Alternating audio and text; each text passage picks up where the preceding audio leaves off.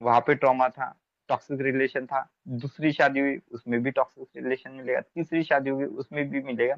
तो इसको बोलते हैं हम रिपीटेड पैटर्न। वो मनी के इसमें हो सकते हो, सक्सेस में हो सकते हो, हेल्थ में हो सकता है, या तो आपके रिलेशनशिप में भी हो सकता है।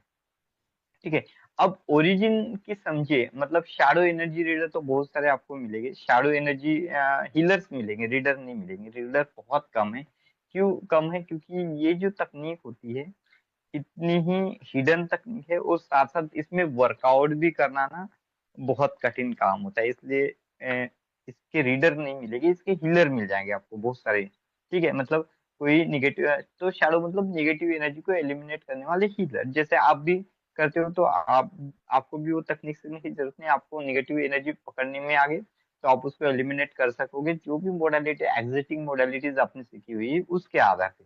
लेकिन रीडिंग करने की तकनीक जो होती है वो लिमिटेड होती है, क्योंकि आपको गेसिंग करना आना चाहिए। आपकी मैंने पहले बोला, ये शैडो एनर्जी का एक इंट्यूटिव पावर है, स्पिरिचुअल इंट्यूटिव पावर है ना। तो इसकी, अगर हमने ये शैडो कहाँ से कमाया, ये आइडिया कहाँ से जनरेट हुई, तो कार्ल जंग, इन्होंने इस एनर्जी को, शैडो एनर्जी को डिस्क्राइब किया। और ऐसे भी नहीं कि हमारे हिंदू संस्कृति में भी ये नहीं है, त्राटक में आपने हमजात साधना की होगी। ठीक है।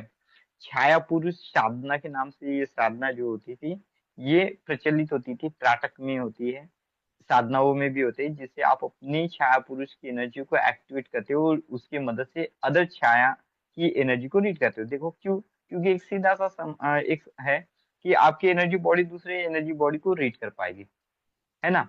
आपकी थॉट प्रोसेस दूसरे के थॉट प्रोसेस को रीड कर पाएगा, आप दूसरे फिजिकल इंसान को रीड कर पाओगे, एनर्जी बॉडी एनर्जी को, फिजिकल बॉडी फिजिकल।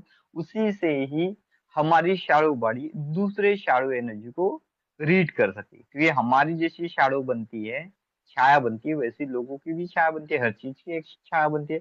और उसकी भी एक खुद की ऑन मेमोरीज होगी, और उस ऑन मेमोरीज पे ये सभी चीजें जो होती है वो काम करती हुई हमको नजर आती है। ठीक है। तो उन्होंने देखा, उन्होंने जो कार्ल जंग होते हैं, इन्होंने शैडो एनर्जी को डिफाइन किया। उसने उन्होंने बोला, हमारे लाइफ का अनकॉन्शियस पार्ट, जो हमारी पर्सनालिटी में कहीं पे तो भी है, कॉन्शियस ईगो। तो इन चीजों को आइडेंटिफाई करने वाला एक सिद्धांत होता है, जिसको हम शैडो बोलते हैं। ठीक है। साथ में अगर पुराने जमाने में भी और सामनिज्म में भी इसका, हमको ट्रेडिशन में भी इसका यूज मिलता है। शैडो मतलब डार्क एनर्जी, अंडरवर्ल्ड एनर्जी।